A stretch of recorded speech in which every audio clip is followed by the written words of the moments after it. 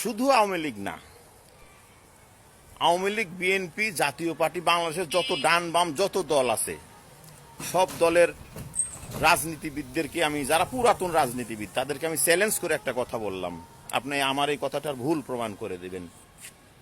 বাংলাদেশের মাটিতে বঙ্গবন্ধু কখনো কোনোদিন চাইনি যে বাংলাদেশের মাটি স্বাধীন হোক, বাংলাদেশ স্বাধীন হোক।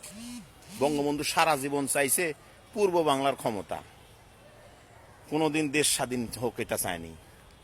আর ভারত কখনো কোনোদিন চায়নি যে বাংলাদেশ স্বাধীন হোক। ভারত চাইছে সব সময় পাকিস্তান দুর্বল হোক। এই পাকিস্তানকে দুর্বল করতে গিয়ে বাংলাদেশ নামক দেশ স্বাধীন হয়েছে। আর বাংলাদেশের শেখ হাসিনার মতো বদমেজাজি মহিলা বাংলাদেশে আর একটাও নাই। তার ছোট্ট একটা প্রমাণ বলি, ওয়াজেদ নাকি যেন নাম, সজীব ওয়াজেদ জয়ের বাপ, শেখ হাসিনার